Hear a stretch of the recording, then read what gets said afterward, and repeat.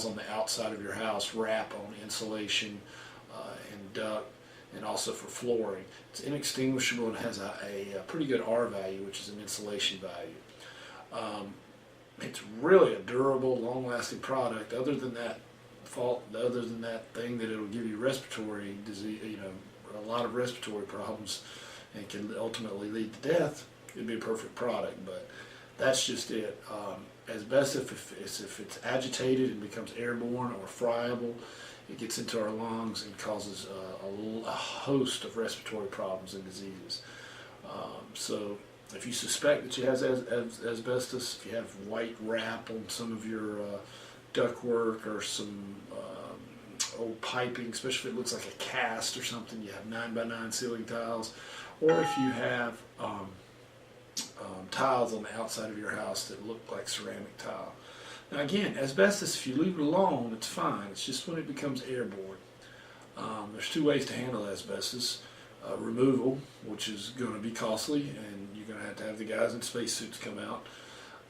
Or encapsulation if you can, which is basically to seal it off so that it doesn't become airborne. That's the lesser monetary expense of the two, if you can do it. Let's talk about the second environmental hazard that we're going to talk about today, radon. Radon comes from a breakdown of radioactive material that's in the earth. Radon is found throughout the United States. It is a little bit more prevalent in the Northeast, and, well, pretty much the whole northern Dakotas, Northwest as well. There's a map that you can look at the EPA provides. But we do have it here in the Southeast. Radon comes up through the earth, and in the old days it wasn't as much of a problem because our houses weren't as airtight, but as we've become more green, more airtight, we trap a lot of things in our house, and radon gas being one of them. I've tested it in my house. It was 0.7, which isn't too bad. If it gets above 4.0 picocuries per liter, that's how it's measured by the EPA, then you've got problems. They've linked it to lung cancer. If you do have 4.0 or better picocuries per liter, you need to get a radon mitigation system. But again, have your house tested. Radon can lead to lung cancer. All right, let's talk about the number 3, lead. Lead was used as a pigment in paint up until 1978. If it flakes or becomes airborne or is ingested or breathed in, lead leads to neurological problems or to the brain. Continued exposure or just lead, it's lead poisoning. If you have lead paint that's flaking, that's a problem. You're going to have to get rid of it, basically seal over it, but you do not want lead paint. If you have a house that was built before 1978, there's a high chance that it had lead on the trim. Just make sure that paint is not flaking or peeling. There's also, it could be lead pipes. There's some tests you can do for this, but again, lead can lead to neurological problems. The last one I want to talk about is carbon monoxide.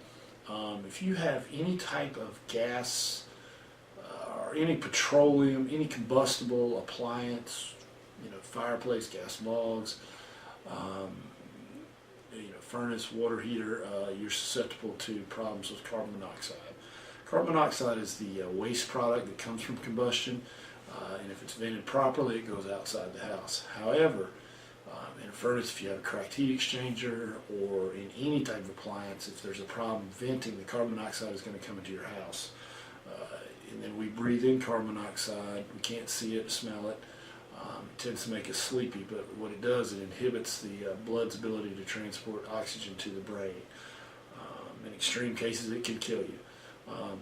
There was a case here in Charlotte, it was about 4 years ago. There was a condominium complex down by the Panther Stadium, and somebody accidentally left their car running in the garage, and this was one of the garages that go underneath the condos, and I believe it killed 4 people. Since then, they've had a law in Charlotte or Mecklenburg County that you have to have carbon monoxide detectors.